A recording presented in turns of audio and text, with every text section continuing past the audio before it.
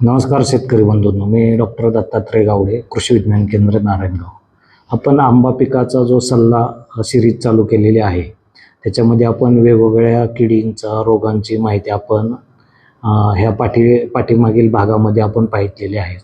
त्याचबरोबर वेगवेगळ्या परिस्थितीमध्ये आंबा बागेमध्ये काय काय करायचं आहे ते सुद्धा आपण बऱ्याच भागामध्ये पाहितलं आहे. आणि आपण ह्या भागामध्ये महत्त्वाचं म्हणजे आंबा फळमाशी ह्या विषय आपण ह्या भागात पाहणार आहोत. तत्पूर्वी शेतकरी बंधू, आपण जर ह्या चॅनलवर नवीन असाल तर आपण लाईक, सबस्क्राईब, कॉमेंट्स करावे व माहिती आवडल्यास आंबा बागायतदार शेतकऱ्यापर्यंत ही पोहोच करावी.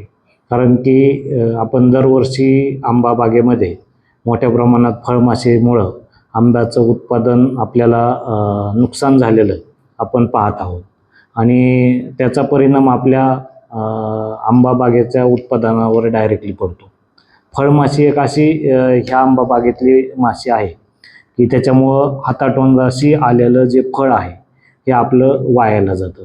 तसं जर बघितलं तर भारतामध्ये किंवा महाराष्ट्रामध्ये मोठ्या प्रमाणात ह्या जी कीड आहे याचा प्रादुर्भाव होतो. आंबा बागेवर तसा जर विचार केला तर 185 वेगवेगळ्या प्रकारच्या किडी आपल्याला त्याच्यावर आढळून येतात. पण त्याच्यातल्या 10-12च किडी ज्या आहेत ह्या आपल्या महाराष्ट्रात किंवा भारतामध्ये सुद्धा त्या हानिकारक असलेल्या आहेत आणि त्याच्यामुळं आंबा बागेचं मोठ्या प्रमाणात नुकसान होतं. आणि त्यातलीच ही जी महत्त्वाची कीड आहे ती म्हणजेच आंबातील फळमाशी. आता ही फळमाशीचा जर विचार केला तर आपल्या भागातले बरेच शेतकरी बंधू हे बाहेरच्या देशामध्ये सुद्धा आंब्याचं निर्यात करतात आणि मग निर्यात केल्याच्या वेळेस ज्या त्या देशामध्ये पाठवल्याच्या नंतर प्रत्येक देशामध्ये आपल्याला फळमाशी विरहित आंबा त्यांना गरजेचा असतो आणि मग शेतकरी बंधूंना ह्याच्यामुळं मोठ्या प्रमाणात फाटकासुद्धा बसतो.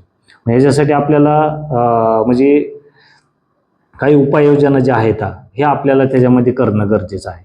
मग आता ह्याच्यामध्ये प्रथमतः आपण ह्या किडीची ओळख ही आपल्याला एक लक्षात आली घेणं गरजेचं आहे. कारण की ह्या फळाचा कालावधीमध्ये म्हणजे फळ ज्यावेळेस परिपक्व होते त्याच्यानंतरच आपल्याला ह्या किडीचा प्रादुर्भाव आपल्या आंबा बागेत होतो. आणि महत्त्वाचं म्हणजे जर बघितलं तर आपल्या भारतामध्ये बॅक्टोसरा डॉर्सिलिया, बॅक्टोसरा झोनाटा, बॅक्टोसरा टाऊ आणि बॅक्टोसरा करेक्टा या जातीच्या फळमाशा आंबा पिकावर आपल्याला आढळतात. आणि ह्याच्यामुळं जवळपास 25 ते 40% जर काही भागामध्ये अशी सुद्धा नोंद आहे की 70-80% फळांचं नुकसान झालेलं आपल्याला जाणवलेलं आहे.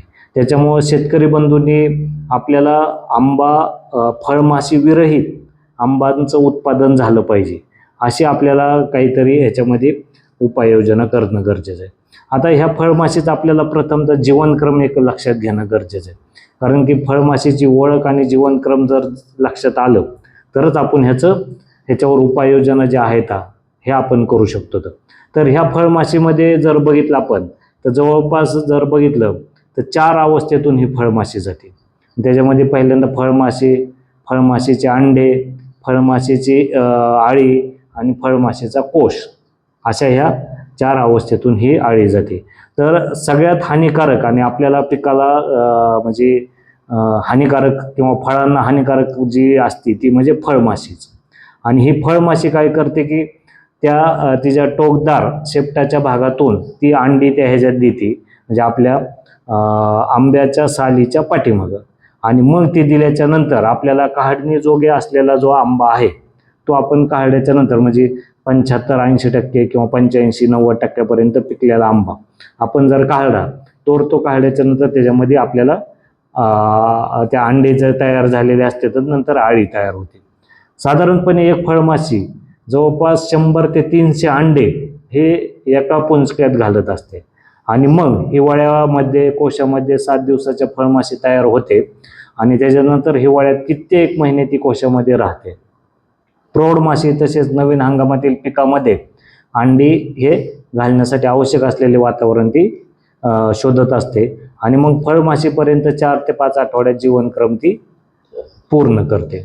आणि मग ह्याच्यामुळं फळमाशीचे ही झाल्याच्या नंतर ही अंडी त्याच्यात घातल्याच्या नंतर अंडी त्याच्यात देते आणि मग अंडी दिल्याच्या नंतर ही अंडी आपल्याला त्या फळामध्ये व्यवस्थितरित्या घातल्याच्या नंतर मी तुम्हाला अगोदर सांगितलं की 200 पेक्षा जास्त ही अंडी एका ह्याच्यात दिली जाते तिच्या ह्याच्यात आणि मग त्याच्यामुळं फळांच्या सालीच्या आतमध्ये अंडे दिल्याच्या नंतर ते तिथं उगतात आणि 2 ते 4 दिवसामध्ये हे अंडे त्याच्यामध्ये दिल्याच्या नंतर त्यातून पिल्लं बाहेर पडतात. म्हणजे बारीक बारीक जे आपण आळ्या म्हणतो ना ते त्याच्यामध्ये तयार होतात आणि ते आतमध्ये त्याच्यामध्ये तयार झाल्याच्या नंतर तो आतमधला गर खायला सुरुवात होते. म्हणजे ही झाली फळमाशींची आळी.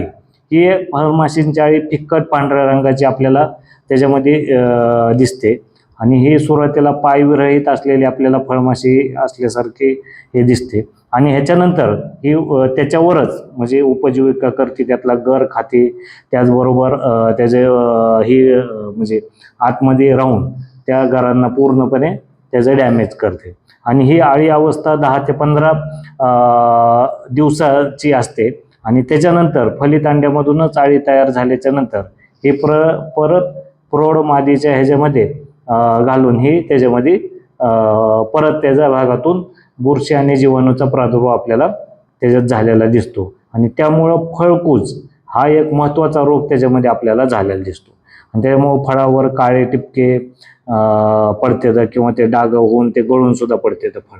म्हणजे हे एक आपल्याला एक लक्षात घेणं गरजेचं आहे. आणि मग हे फळ ज्यावेळेस खाली ड्रॉपिंग होतं, खाली पडतात झाडाच्या खाली, आपण म्हणतो की हे खराब झाले, पण त्याच्यामध्ये ती आळी असते आणि ती आळी परत त्याच्यातून एक 8 ते 5 दिवसामध्ये त्या कोष त्याच्यात तयार होऊन तो आतमध्ये कोष तयार होतो आणि ही कोष अवस्था जर बघितलं आपण तर ही साधारणपणे 8 ते 12 दिवसाची असते आणि मग त्याच्यातून ती आपल्याला त्याच्यात कोष तयार होऊन परत त्याच्यातून माशी तयार होते आणि हे मग असे हे जे जीवनक्रम आपल्याला चालू राहतं. जवळपास एका वर्षामध्ये 7 ते 8 ह्याच्या म्हणजे ज्या पिढ्या आहेत ही ती फळमाशी पूर्ण करते. म्हणजे जर फेवरेबल वातावरण भेटलं तर 7 ते 8 पिढ्या ह्याच्यामध्ये आपल्याला त्याच्या तयार झालेल्या दिसतात. तर ही अशा पद्धतीने ह्याची जीवनक्रम आहे, आपल्याला एक लक्षात घेणं गरजेचं आहे. आता ह्याच्यामध्ये एकात्मिक व्यवस्थापन काय करणं गरजेचं आहे हा एक महत्त्वाचा आहे. मी तुम्हाला अगोदर सांगितलं की ह्याचा कोष जमिनीत असतो. ह्याच्यासाठी आपल्याला जमीन 10 ते 15 सेंटीमीटर चांगली उकरून जर असल्या कडक उन्हामध्ये जर तापवली तर ते कोष असलेले जे आहेत किंवा जर काही तिथं आळ्या वगैरे असल्या तर त्या मरून जातात या कडक उन्हामुळे. हे आपल्याला एक त्याच्यामध्ये महत्त्वाचं उपाययोजना करणं गरजेचं आहे. त्याचबरोबर आपल्या बागेमध्ये म्हणजे सध्या आता जर आपण बघितलं तर बऱ्याच भागामध्ये आंबे कुणाचे म्हणजे लिंबावाने किंवा अंड्यावाने तयार झालेले आहेत किंवा त्याच्यापेक्षा मोठे सुद्धा आहेत. ह्या स्टेजलाच ॲक्च्युली आपल्याला त्याच्यामध्ये फळमाशी सापळे लावणं गरजेचं आहे. म्हणजे ह्या अवस्थेमध्ये जर बघितलं तर इथून पुढं जर आपल्या फळं 70 ते 75% पक्व होण्याच्या अवस्थेत असले किंवा 85% अवस्थेत पक्व असले तर तिथून पुढं जर त्याच्यावर फळमाशीने अंडे घातले तर त्याच्यामध्ये मोठ्या प्रमाणात आपल्या फळांचं नुकसान व्हायचे चान्सेस असतात. तर ह्याच्यासाठी आपल्याला प्रथमतः फळमाशी सापळे लावणं गरजेचं आहे. ज्या भागामध्ये अवकाळी पाऊस वगैरे पडलेला आहे तिथं जर 10 सेंटीमीटरपर्यंत जर ओलावा गेलेला असला तर तिथं सुद्धा माश्या ह्या इमर्ज होऊन त्याच्यातून परत त्या माश्या तयार होऊन आपल्या फळावर त्यांचा म्हणजे अंडे घालण्याचा ते करू शकतात. म्हणजे आणि मग ह्याच्यासाठी आपल्याला जर बघितलं तर महत्त्वाचं म्हणजे अशा अवस्थेमध्ये ज्या भागामध्ये अवकाळी पाऊस वगैरे झालेला आहे तिथं आपल्याला व्यवस्थापन व्यवस्थितरित्या करणं गरजेचं आहे.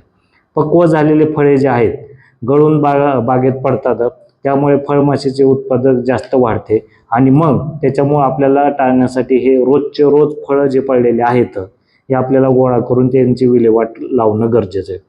जमिनीत कोशावस्था मी अगोदरच जसं सांगितलं कोशावस्था जमिनीत असते. मातीत 2 ते 5 सेंटीमीटरपर्यंत किंवा त्याच्यापेक्षा खाली सुद्धा आपल्याला जर जमीन उकडून तिथं जर चाळणी केली आणि ते जर वर खाली केलं तर आपल्याला जे वरचे कोश किंवा जर काही तिथं आळ्या असल्या तर ह्या तीव्र उन्हाने आपल्याला किंवा काही पक्ष्याद्वारे काही मित्रकीटकाद्वारे ते आपल्याला ते खाऊन त्या मारता येतात. आंबा बागेतील जमिनीचे 10 सेंटीमीटरपर्यंत नांगरट घेऊन आपल्याला ते मी तुम्हाला जशी पहिली शिफारस सांगितली हे आपल्याला त्याच्यामध्ये करणं गरजेचं आहे. त्याचबरोबर बटर पेपर किंवा कागदापासून म्हणजे ज्या शेतकरी बंधूंना म्हणजे शक्य आहे अशांनी आपल्याला जर बघितलं तर काही मार्केटमध्ये ह्याचे फळमाशीचे किंवा झाडांना जे हे आहेत बॅगिंग करायचं हे सुद्धा भेटतं. शक्य असेल तर हे सुद्धा लावणं गरजेचं आहे. ह्याच्यामुळे सुद्धा आपल्याला मोठ्या प्रमाणात तीव्र उन्हापासून त्याचबरोबर फळमाशीपासून आपल्या फळांचं संरक्षण करता येतं. ज्यांना शक्य नसेल त्यांनी फळमाशीचे सापळे आपल्याला लावणं गरजेचं आहे. तर हे एक महत्त्वाचं त्याच्यामध्ये आहे. फळांच्या निर्यातीसाठी म्हणजे आपल्याला शिफारशीत केलेली जी ट्रीटमेंट आहे, मग 47°C 50 मिनिटे उष्ण जल प्रक्रिया जर केली तर आपल्याला फळामध्ये किंवा फळाच्या आतमध्ये सालीवर जी अंडे दिलेले आहेत त्या माशीने हे आपल्याला त्यांचं नायनाट करता येतो आणि त्याच्यामुळं आपल्याला व्यवस्थापन सुद्धा व्यवस्थितरित्या करता येतं. काढणी पश्चात फळात जर उष्ण जल किंवा वाफ प्रक्रियेमुळे फळातील अंडी तसेच आळ्यांचे नियंत्रण होते. यासाठी आपल्याला पोटॅशियम मेटाबायसल्फेट म्हणजे मागच्या सुद्धा मी भागामध्ये हे सांगितलेलं आहे 0.05% म्हणजे 5 ग्रॅम प्रति 100 लिटर पाण्यात आपण या रसायनाचा 50°C उष्ण जल द्रावणात 10 मिनिटे बुडून जर नंतर पिकवायला ठेवले तर आपल्याला बऱ्याच प्रमाणात आपल्या फळामध्ये असलेले जे फळमाशीचे अंडे आहेत हे आपल्याला त्याचं व्यवस्थापन करता येतं. त्याचबरोबर आंबा पिकातील फळमाशीसाठी मिथाइल इथेनॉल नावाच्या रसायनाकडे आकर्षित होतात. त्यासाठी 0.1% मिथाइल इथेनॉल 1 मिली प्रति लिटर आणि 0.05% लॅम्बडा सायलोथिन 5% EC 2 मिली प्रति लिटर या द्रावणाचे 250 मिली प्लॅस्टिकच्या बाटली किंवा डब्यात जर आपला सापळा केला म्हणजे पाण्याची बॉटल वगैरे असते त्याच्यात आणि हे सापळे आपण जर शेतामध्ये लावले आणि 10 ते 15 दिवसांनी हे रसायन म्हणजे जे द्रावण तयार केलेले हे जर बदललं तर आपल्याला मोठ्या प्रमाणात किंवा व्यवस्थितरित्या फळमाशीचं व्यवस्थापन आपल्याला म्हणजे नियंत्रण करता येतं. आता हे फळमाशी सापळे जे आहेत म्हणजे सुरुवातीला 2 लावायचे, त्याच्यामध्ये आपल्याला किती मासे आहेत ते बघायचं, नंतर 5, 15 असे जर आपण सापळे लावले तर आपल्याला चांगल्या पद्धतीने ह्या फळमाशीचं व्यवस्थापन करता येतं. ह्याच्यामध्ये काय आपलं डॉक्टर बाळासाहेब सावंत कोकण कृषी विद्यापीठ यांनी सुद्धा काही फळमाशी सापळे म्हणजे शिफारशीत केलेले आहेत ते सुद्धा कारण की आता इथून पुढं अवकाळी पाऊस, काही ठिकाणी ढगाळ वातावरण किंवा जर गारपीट वगैरे होत असली तर त्याच्यामुळं जी माशी आहे ही ज्यावेळेस जमीन ओलावा चांगली होती 10 सेंटीमीटर 5 सेंटीमीटर तर त्यावेळेस हे जे कोश अवस्थेतल्या ज्या माश्या आहेत ह्या माश्या बाहेर येतात म्हणजे कोश असलेला आणि माश्या येऊन आपल्या फळावर त्याचा प्रादुर्भाव करतात. तर शेतकरी बंधूंना माझी विनंती आहे की ज्या वरील प्रमाणे मी शिफारशी सांगितल्या हे आपण जर आपल्या बागेमध्ये जी सुटेबल असेल किंवा जी तुम्हाला त्यातली करू शकतात ही जर हे केली तर आपल्याला आंबा बागेमध्ये येणारी जी फळमाशी आहे ही काही प्रमाणात का होईना आपल्याला त्याचं व्यवस्थापन करता येऊ शकतं. तर शेतकरी बंधूंना परत माझी विनंती आहे की आपण जर ह्या चॅनलला नवीन असाल तर आपण लाईक सबस्क्राईब करावे आणि माहिती कशी वाटली ह्याच्यावर कॉमेंट्स करून जे आंबा बागायतदार उत्पादक शेतकरी आहेत त्यांना सुद्धा ही जी माहिती द्यावी. धन्यवाद.